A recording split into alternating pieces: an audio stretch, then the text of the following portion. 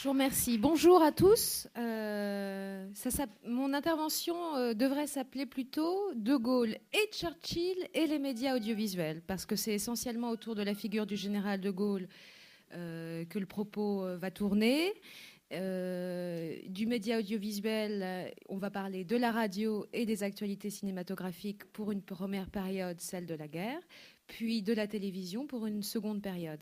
Si on va essentiellement se baser à raconter l'histoire du général de Gaulle, Churchill ne sera jamais bien loin, il sera même très présent, notamment à travers des images. Je vais diffuser beaucoup d'images aujourd'hui, et notamment à travers l'histoire de l'accès aux ondes de la BBC par de Gaulle, qui a été permis par Winston Churchill.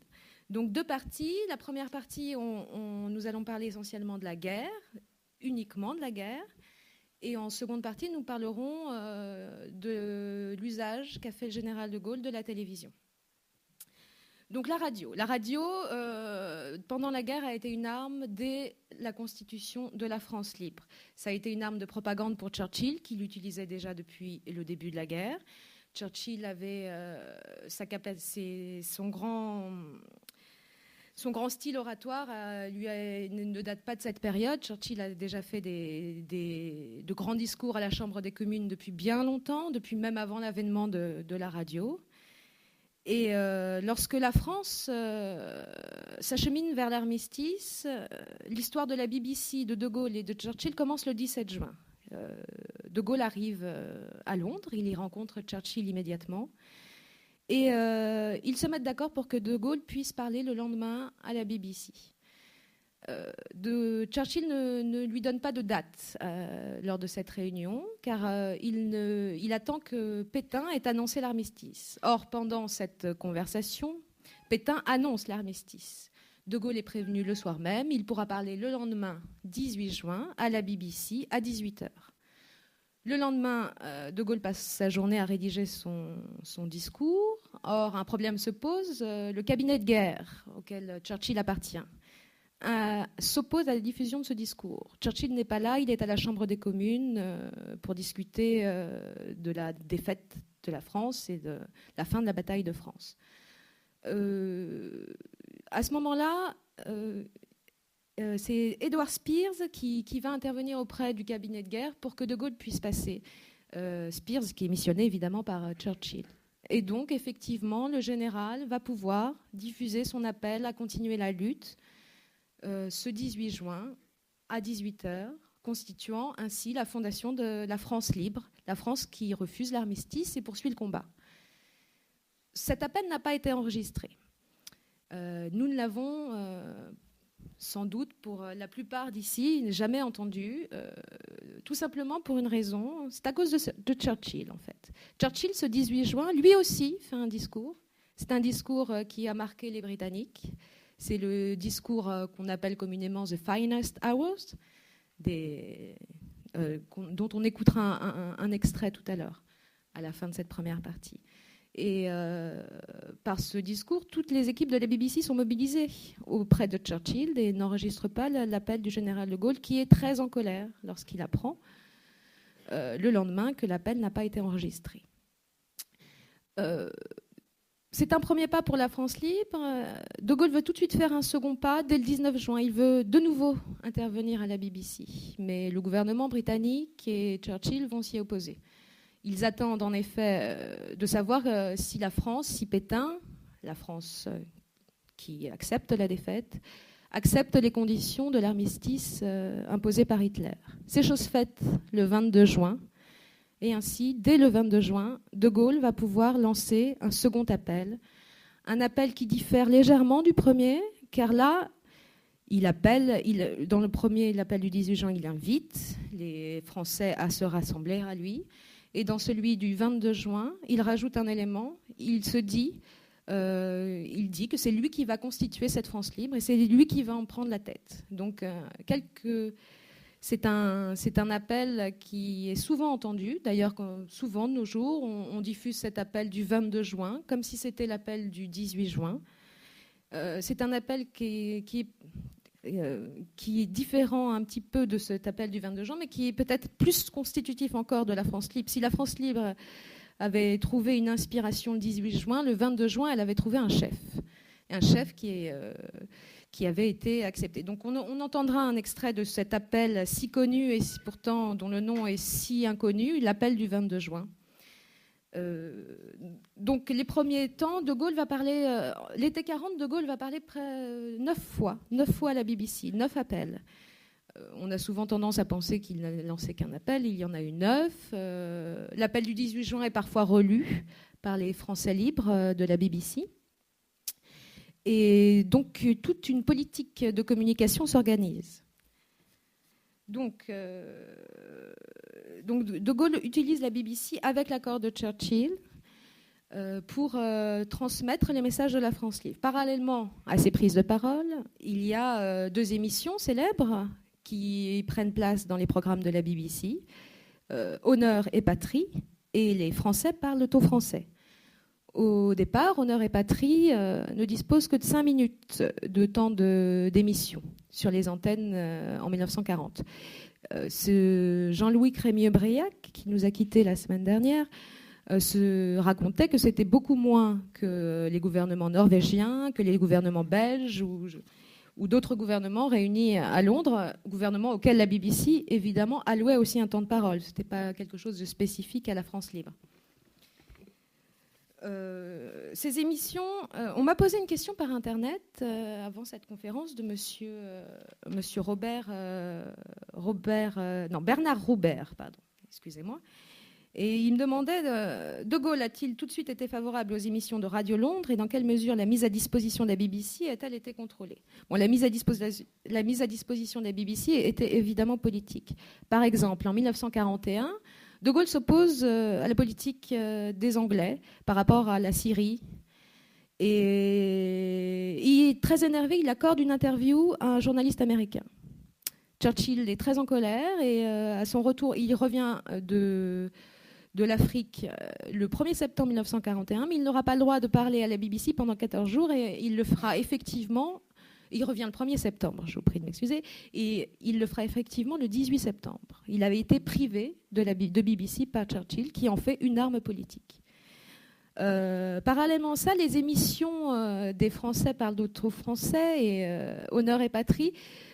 Jean-Luc Rémieux-Briac nous raconte, par exemple, qu'en janvier 1941, De Gaulle découvre que des directives britanniques prescrivent de ne pas attaquer Pétain, tandis que celui-ci est désigné dans une émission en langue anglaise comme le premier résistant de France.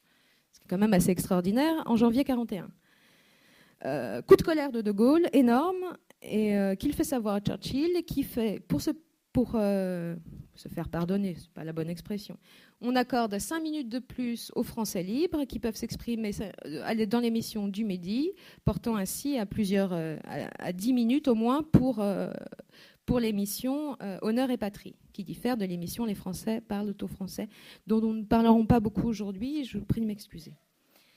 Crémieux-Briac dit aussi que dans cette BBC, qui dispose d'un service... attendez, pardon.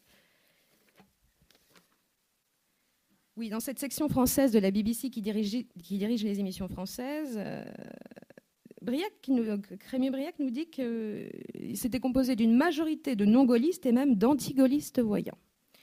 Ce qui fait que les rapports entre De Gaulle et cette BBC n'a pas toujours été très simple. Néanmoins, De Gaulle sait ce qu'il doit aux émissions qui sont diffusées sur ses antennes et il n'y aura pas d'interdiction ni de... Il laissera a priori les Français parlent au français libres de leurs émissions, même si évidemment ce sont des émissions de la France libre, ce ne sont pas des émissions qui sont faites en dehors, mais ce sont quand même des émissions qui sont contrôlées par les services britanniques. Au tout début, jusqu'en janvier 1941, par exemple, les Français libres n'avaient pas accès à la conférence de rédaction de la section française de la BBC. Il a fallu l'épisode de Pétain résistant pour que les Français libres aient enfin accès. Donc pendant la guerre, en tout et pour tout, De Gaulle va utiliser la radio pour transmettre ses messages. Il interviendra 65 ou 67, selon les chiffres, 65 ou 67 fois à la BBC. Il fera 16 discours qui seront diffusés sur les radios de Brazzaville et d'Alger. Ainsi, il parle souvent et il est écouté. Churchill aussi, évidemment, emploie cette radio pour discuter avec ses compatriotes et avec les étrangers. Il l'utilise également, comme il le fait en octobre 1941, pour parler aux Français directement. Et c'est une archive que j'aime beaucoup. C'est ce discours que Churchill a fait aux Français en français le 21 octobre 1941, un peu après Mers-el-Kébir, où il enjoint les Français à continuer à résister, à ne pas se laisser abattre. Et c'est un très très beau discours. Donc Churchill aussi parle aux Français par le biais de la radio. Mais il n'y a pas seulement la radio. On parle souvent du 18 juin, de cet appel radiodiffusé, mais il y a aussi les actualités cinématographiques à cette époque, qui sont déjà très importantes. Elles le sont moins que la radio. Leur diffusion est évidemment cantonnée aux salles de cinéma. Néanmoins, elles sont là, et grâce à elles, aujourd'hui, nous avons des images de guerre, grâce aux opérateurs qui filmaient. Alors au tout début, la France libre est cantonnée aux volontés du gouvernement anglais, par rapport, comme la radio, ce sont les Anglais qui décident. Ils ne disposent pas de leurs propres moyens de production. Mais pourtant, très vite, la France libre va organiser un embryon de service cinématographique. Ils vont emprunter une caméra à la Paramount et de la pellicule. Et dès l'été 40, deux hommes accompagnent De Gaulle dans son périple pour aller libérer l'Afrique équatoriale, l'Afrique occidentale dans un premier temps. Et donc, ces deux personnes vont filmer De Gaulle, vont filmer les Français libres dans leur première bataille sur le sol d'Afrique. Et puis, ils vont constituer en fait un embryon de service cinématographique des armées qui va continuer à se développer sur le territoire africain de façon concomitante aux réussites et aux libérations des territoires. Si bien qu'à la fin de l'année 1943, les services cinématographiques des armées françaises sont assez bien développés. Ils ne produisent pas eux-mêmes leurs actualités cinématographiques, mais ils fournissent des images aux Anglais principalement, mais aussi aux étrangers, aux autres étrangers, pour la constitution des actualités cinématographiques. Ces actualités cinématographiques en Grande-Bretagne, par exemple, sont distribuées dans plusieurs salles, par plusieurs producteurs. C'est par exemple les Pathé News, qui sont édités par British Pathé. British Pathé qui avait été française au début et vendue aux Anglais en 1927. Nous avons la British Paramount, nous avons aussi les Gaumont British News, toutes ces actualités tous ces magazines d'actualités cinématographiques vont évoquer la France libre, vont évoquer le général de Gaulle. Pour illustrer cet exemple, je vais vous diffuser bientôt d'ailleurs un extrait d'un film d'actualité cinématographique diffusé à la mi-41 qui fait une rétrospective déjà des premiers mois de la France libre. Et nous verrons De Gaulle avec Georges VI inspecter les forces françaises libres avant leur départ pour l'Afrique, leur premier départ. Ensuite, nous verrons aussi Churchill, De Gaulle et le Polonais dont je n'arrive jamais à prononcer, Sikorski, assister à des exercices de manœuvre de tanks dans la banlieue anglaise. L'image est très importante et Churchill, s'il a compris que la radio l'était, il avait aussi compris que l'image donc était très importante et il trouve à la fin 41 ou début 42, oui, fin 41, il trouve que De Gaulle n'est pas assez connu des Anglais. Et il demande à une agence de communication de s'occuper de lui. Ce qui fera dire à De Gaulle, on veut me lancer comme une savonnette. De Gaulle pourtant accepte quelque chose qu'il n'acceptera qu'une autre fois seulement, c'est de se laisser filmer dans son intimité, de se laisser photographier, mais il y a aussi des films. Il se laisse filmer avec Yvonne dans sa maison du Kent, qui l'occupe de la fin 41 à 42, je ne sais plus jusqu'à quelle date précisément. Et donc nous avons ces images très étranges de Gaulle et de sa femme dans l'intimité de leur foyer pendant la guerre.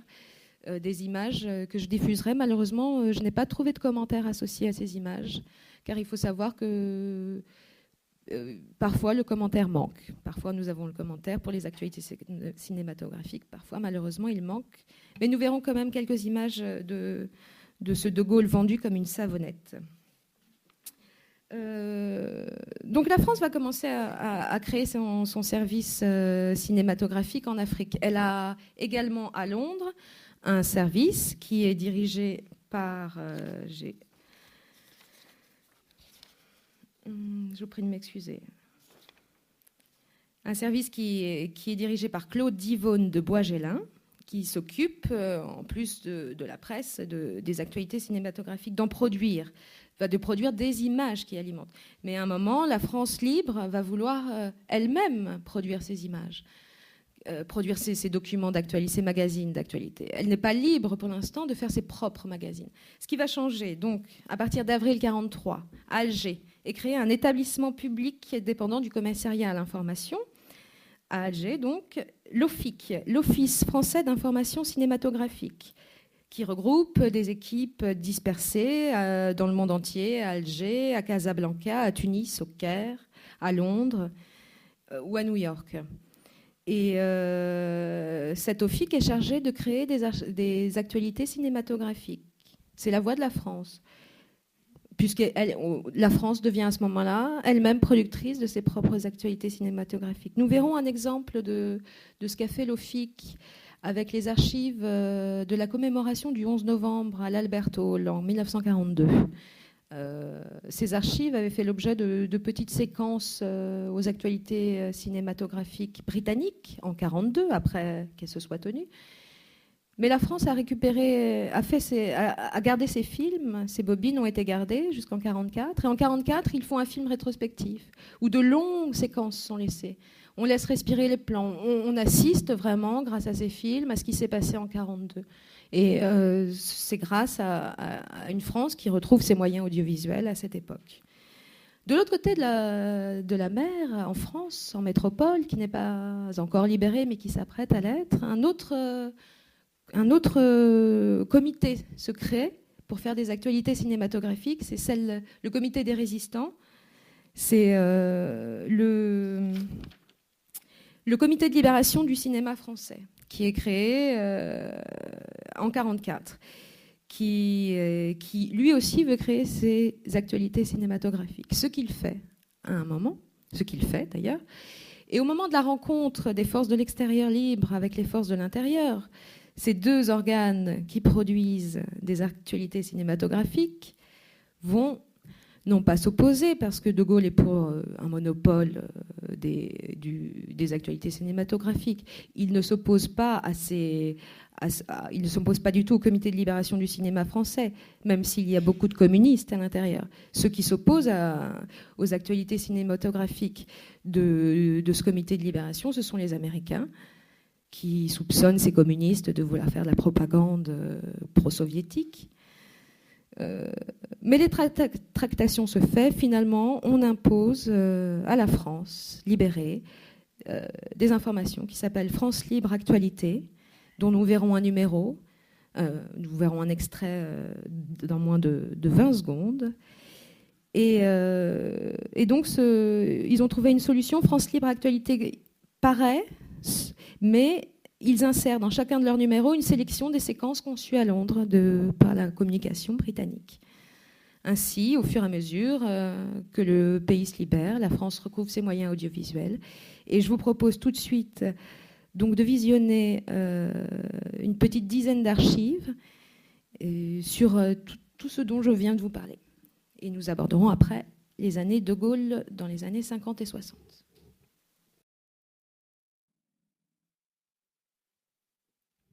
Voilà pour un bref panorama des images et des sons que les Français ont pu entendre de 1940 à 1944 et après, puisque ce sont des images qui sont souvent réutilisées dans les documentaires historiques actuels et ceux qui les ont précédés. Donc nous allons faire un petit saut dans le temps. De Gaulle quitte le gouvernement, il fonde le RPF, l'abandonne en 1953, entame sa traversée du désert. C'est la 4e République. Il fustige tellement cette 4e République qu'il est même carrément interdit d'ondes. Il n'a pas le droit de paraître à la télévision, qui a commencé à faire un journal télévisé en 1949, et pas sur les radios publiques, les radios d'État. En 1958, De Gaulle revient. Il trouve dans les bagages alloués au Premier ministre, au président du Conseil de cette 4e République, une RTF qui est composée de plusieurs radios, et d'une chaîne de télévision en noir et blanc qui est assez peu développée mais dont l'essor est très très proche. De Gaulle va tout de suite la prendre en main, comme c'est légal, comme c'est prévu dans les textes législatifs, et il va la développer de façon exponentielle. La télévision va devenir un média qui compte, et c'est sous De Gaulle que cette télévision devient importante. De Gaulle contrôle la télévision par plusieurs moyens, par un moyen essentiel, le ministère de l'Information, car à l'époque il en existait un, qui s'occupe de commander des émissions de télévision pour les besoins du gouvernement, qui s'occupe également de censurer, car c'est une télévision contrôlée par l'État. Il y a plusieurs sortes, pour De Gaulle, dans sa représentation et dans son usage de la télévision pour sa politique, on peut distinguer plusieurs éléments. Il y a déjà, tout d'abord, je dirais même originellement, les allocutions qui rappellent celles du 18 juin. De Gaulle vient régulièrement s'adresser aux Français directement, sans passer par le filtre de la presse écrite, comme il le dit lui-même. Il considère la presse écrite contre lui. Et grâce à la télévision, il va pouvoir s'exprimer directement et en images auprès de tous les foyers français. C'est par exemple lui qui instaure la tradition que nous connaissons encore aujourd'hui des vœux de Nouvel An. C'est évidemment, c'est une tradition qui n'existait pas avant. Il le fait dès l'année 60 pour les vœux pour 1961, même s'il l'avait fait l'année d'avant, mais juste par écrit. De Gaulle aussi utilise d'autres sortes de représentations télévisées. Par exemple, ses conférences de presse sont diffusées en intégralité avec un léger décalage. Elles ne sont pas en direct. On attend quelques secondes pour voir si jamais il y avait un problème, un dérapage, pour ne pas le diffuser. Il y a d'autres sortes de représentations, comme les reportages du journal télévisé qui suivent l'actualité du président de la République. Par exemple, les voyages en province, qui sont extrêmement contrôlés. Ils sont organisés, les séquences filmées et diffusées à la télévision sont conçues avec les services de l'Élysée, le ministère de l'Information, et évidemment la RTF, la télévision. De Gaulle fait aussi quelques rares entretiens avec un journaliste. Les premiers se déroulent en 1965 avec Michel Droit. Il est alors en ballottage face à François Mitterrand. Durant tout le premier tour de l'élection présidentielle, il a quasiment refusé d'utiliser son temps de parole officiel, contrairement à ses autres adversaires. Ce qui fait que De Gaulle paraît carrément absent de cette campagne, qui est une nouveauté à la télévision, car à cette époque, c'est la première fois qu'on diffuse des professions de foi télévisées.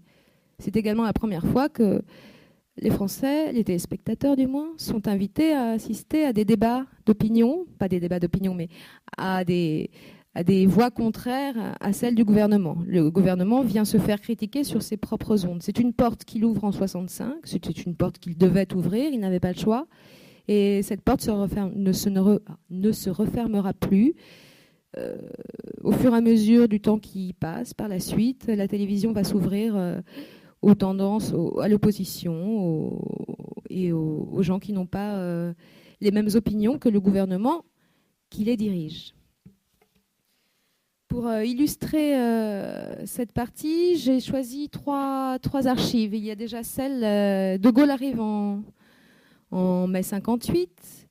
Il devient président en janvier 59 avec l'institution de la Ve République. Et dans ce laps de temps assez court, finalement, 6 mois pour apaiser un petit peu l'Algérie, mettre sur pied une constitution et devenir président de la République, il trouve le temps de remercier tout de suite un de ses grands amis, Churchill, qu'il convie le 16 novembre 1944 à se voir remettre la plus grande des décorations pour les Français libres, c'est-à-dire la Croix de la Libération, qui sera donc remise à Churchill à cette occasion. Évidemment, la télévision en fait l'objet d'un long reportage. J'ai retrouvé à l'INA ce reportage qui est possible de visionner. Malheureusement, les commentaires n'ont pas été conservés. Il faut savoir qu'à l'époque, les journalistes de télévision faisaient les commentaires en direct sur les images qui étaient diffusées. Et leurs commentaires ont, pour la plupart du temps, n'ont pas été enregistrés. Néanmoins, comme on y voyait De Gaulle et Churchill y faire des discours que moi je connaissais de audio, mais que je ne les ai jamais vus prononcer.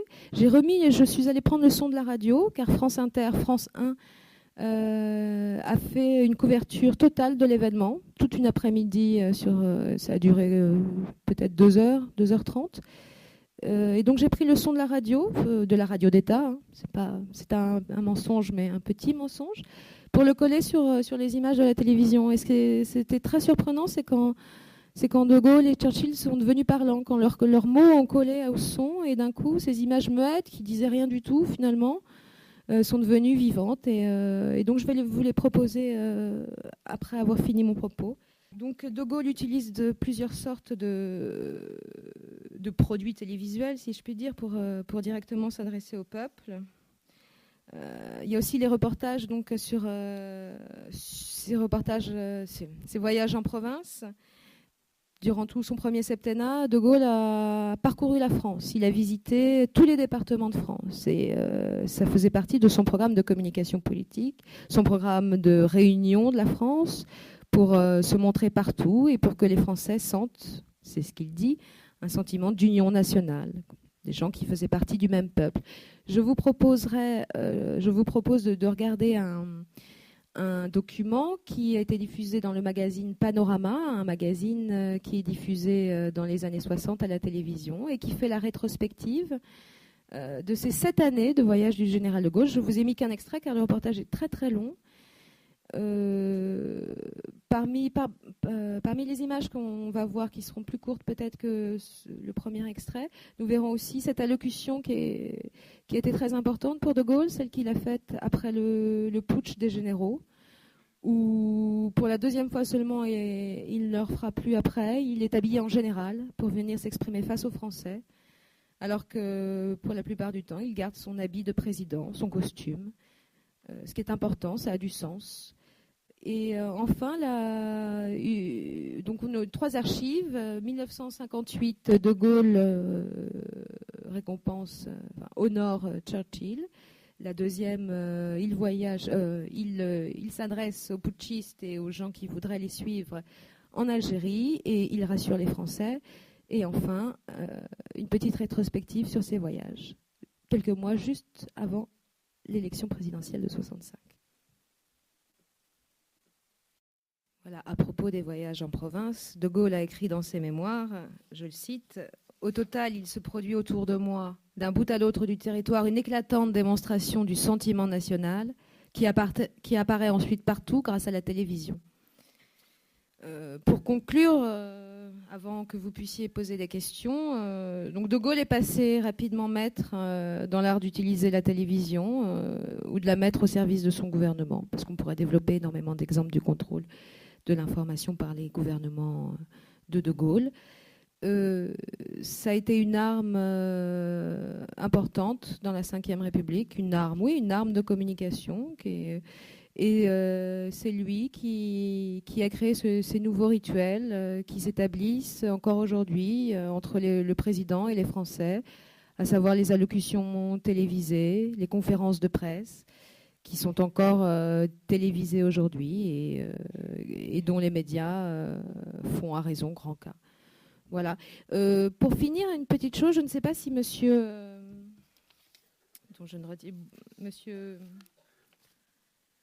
Roubert est dans la salle. Ah bah, c'est dommage parce qu'il m'avait posé une question sur De Gaulle et Churchill se sont rencontrés dans le Doubs après le 11 novembre, le 13 novembre 1944, dans la petite ville de Mèche. Et ce monsieur voulait savoir exactement ce que s'étaient dit les deux hommes, parce qu'il y avait, semble-t-il, très peu de documentation sur le contenu de leur conversation. Ce que je n'ai pas réussi à trouver, ce qui n'est pas mon domaine principal, mais je lui avais trouvé des images de cette rencontre et je suis très déçue qu'il ne soit pas là. Tant pis. Bon, c'est des images très simples, je ne vais pas vous les diffuser. Si, bon alors, des images, mais elles sont muettes malheureusement. Mais donc, ce sont des images qui n'étaient pas, je les ai trouvées par hasard en fait. Pas par hasard, non. Auprès du centre d'archives British Pathé. British Pathé ne sait pas où elles ont été tournées. Et en fait, comme il neigeait, ça a été assez facile parce qu'il neigeait ce jour-là dans le Doubs. Et lorsque De Gaulle et Churchill se rencontrent et discutent de choses pour l'instant inconnues. On a récupéré ces images, non pas par les services... ces images n'apparaissent pas dans les archives françaises. Je ne les ai pas retrouvées en tout cas, mais auprès des Anglais. Mais gageons que les Français, s'ils avaient une caméra, la France Libre a dû filmer cet événement. Vous voyez, la neige est importante. Il faut imaginer le commentaire qui devait être fait sur les images. On les imagine bien. Si vous avez quelques questions, puisqu'il me semble qu'il reste quelques minutes, j'y réponds. S'il n'y en a pas, c'est très bien aussi. Et je vous remercie en tout cas d'être venu assister. Merci.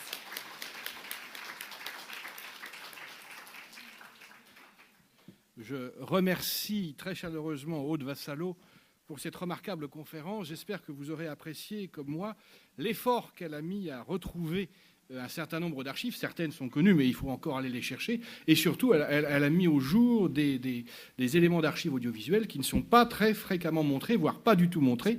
Et je veux, en mon nom et en votre nom également, la remercier très chaleureusement. Nous avons effectivement un petit peu de temps. S'il y a des questions, n'hésitez pas, vous pouvez en profiter. Sinon, nous lèverons la séance. Oui, je vois une question. Je ne sais pas si un micro peut circuler. Oui, c'est tout à fait à l'opposé, oui.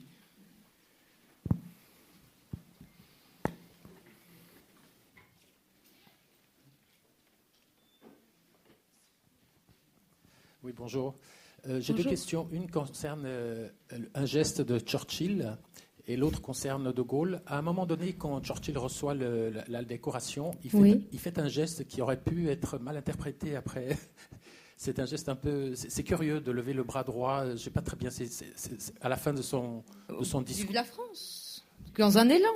Vous l'avez vu comme ça? Ah, moi, je l'ai senti comme ça. Ça ne peut pas être autrement, mais c'est quand même... Je n'imagine pas, je crois comprendre ce que vous sous-entendez. Voilà. Je ne peux pas imaginer la moindre seconde que Churchill ait pu faire ce geste. Enfin, est-ce que c'était courant? Moi, j'ai vu un seul bras tout droit comme ça. Mais peut-être qu'il a mal à l'autre bras. Ah. Il est peut-être... Non, mais en plus, il a sa canne, évidemment. En plus, il a une canne, il a besoin de se tenir. Il n'est plus tout jeune, donc... Peut-être que les raisons sont beaucoup plus terre à terre que... D'accord. Et sinon, à l'allocution de Gaulle, il met laquelle donc 61 pour le putsch. Oui. Il met bien sûr son uniforme pour avoir l'air le chef des armées. Et j'ai bien regardé, l'uniforme est vraiment d'une simplicité. Il n'y a aucune décoration, aucune médaille. Sur lui, il porte... non, c'est vrai, il a juste sa croix de Lorraine et je ne sais pas ce qui est de l'autre côté, mais il y a quelques... Le costume, il aurait presque pu passer de loin pour un costume civil. Ah non, parce que mais ces costumes civils sont très sombres, ils sont noirs, ils passent à noir à la télévision. Je veux dire, en tout cas, et puis... Il n'est pas appuyé, en tout cas, par les décorations. Non, mais pour lui, c'était important parce que c'était un problème d'ordre militaire. C'est le chef des armées, comme vous l'avez dit. Il rappelle aussi par là son rôle dans la guerre. De Gaulle n'a pas cessé de rappeler son rôle du 18 juin, j'en ai pas parlé, mais il a fait aussi énormément. Il y a eu beaucoup de films documentaires qui ont été diffusés à la télévision à cette époque, et ces films documentaires ont été été préparé par le ministère de l'Information. Certains génériques sont faits, apparaissent de façon officieuse. Mesmer et Pompidou qui décident, par exemple, d'un film rétrospectif en 62 ou 63. Et c'est eux qui font le scénario. Évidemment, ça ne s'est pas annoncé dans le générique qui paraît à la télévision. Mais la disparition des médailles, des décorations, vous n'avez une explication? Non, ça j'avoue que je n'ai jamais noté, mais je réfléchis, j'essaierai de voir ce qu'il y a par rapport à ces éléments manquants. Merci beaucoup de ces merveilleux éléments que vous nous avez apportés. Et je voulais savoir la raison pour laquelle vous n'avez pas souhaité parler de les Français parlent au français. Parce que c'était quand même une émission très importante. Je le reconnais, ce n'est pas absolument pas parce que je ne considère pas que c'était une émission importante. C'est que j'avais 1 heure, j'avais De Gaulle, j'avais Churchill, j'avais les médias. Et que c'est un vaste, vaste programme, comme dirait Monsieur De Gaulle, donc pour d'autres choses. Mais évidemment, c'est une émission très importante qui a énormément compté pour la communication entre les Français de l'extérieur et les résistants de l'intérieur, et même pas que les résistants, les Français tout court. Évidemment, c'est une émission capitale, primordiale, autant pour des opérations militaires que pour des opérations de communication. J'ai juste pas eu le temps. Et il y a un très beau livre, une énorme somme. Toutes les émissions ont été transcrites et c'est paru des éditions textuelles, il me semble. Ça s'appelle Les Français parlent au français. Les émissions sont transcrites. Tout ce dont on disposait ont été transcrits. Et c'est une somme impressionnante que je vous conseille, si vous ne le connaissez pas, de vous procurer. Là, toutes les émissions sont avec tous les intervenants. D'accord, parce que j'ai une petite expérience. J'ai une de mes amies, qui est très âgée maintenant, bien sûr, qui avait entendu l'appel et elle lui a écrit... L'appel du 18 juin. Voilà, c'est cela. Donc, elle a écrit au général de Gaulle. Et elle a marqué son adresse, c'était à Nancy. Et un jour, elle écoute l'émission et Maurice Schumann... lit la lettre et remercie et elle dit « Oh, c'est moi !» Mais c'est vrai qu'il lisait souvent des lettres qu'il recevait de France ou même d'ailleurs, c'est vrai. D'ailleurs, mais elle est peut-être transcrite, cette lettre. Si ça, est-ce que cette émission, parce que les archives existent de ces émissions, il reste évidemment pas tout, mais il reste des choses, peut-être que pourrait le réécouter. Votre ami pourrait retrouver cette archive et réécouter ce moment radiophonique qui a été sans doute important. Mais pour la petite histoire, la BBC, dans les années 50, lui a renvoyé son courrier avec le tampon en disant merci beaucoup. Voilà. Bon, c'est pas mal. Une dernière question. Monsieur avait déjà le micro, pardon. Oui, allez-y. Je pose ma question. Merci. Vous avez montré le général de Gaulle apparaissant dans les médias. À partir de 1958, j'ai une question sur le général de Gaulle et les médias. On a vu tout à l'heure M. Perfit, ministre de l'Information. Ce n'est pas le seul, mais il a été longtemps ministre de l'Information sous De Gaulle, et c'est sous son ministère qu'est né un organe qui s'appelle le SLII, le service de liaison d'information du gouvernement, qui était spécialement chargé, entre autres, de commander des émissions et de surveiller les informations télévisées, que tout reste dans l'orthodoxie gaulienne. Gaulliste. C'était le point de ma question, effectivement. On a dit, je ne sais pas si c'est vrai, vous avez peut-être un avis là-dessus, que le ministre Perfit avait sur son bureau, en tant que ministre de l'Information, une ligne directe avec la direction de la chaîne télévisée. Mais c'est vrai, et ce qui est jusqu'en 1964 totalement compréhensible, parce que jusqu'en 1964, c'est le ministère de l'Information qui est la tutelle de la RTF. Donc c'est quand même lui le patron. Après 1964, la télévision change de statut, elle devient un établissement public, indépendant à peu près, dans les textes en tout cas, et là le ministère n'a plus que la tutelle, mais il en profite, et puisqu'en 1963 Perfit a créé le SLI, le changement de statut de 64 n'est plus un problème, puisque maintenant il y a un organisme spécialement chargé qui organise par exemple des réunions tous les mardis matins entre pas les membres du gouvernement, mais parfois certains ministres viennent parce que ce sont des réunions importantes de communication gouvernementale, mais avec les assistants des ministres et les journalistes de la télévision, enfin les directeurs de la télévision qui décident de ce qu'on va parler, de ce dont on va parler ou surtout ce dont on ne va pas parler. Je vous remercie, chère Madame Vassallo.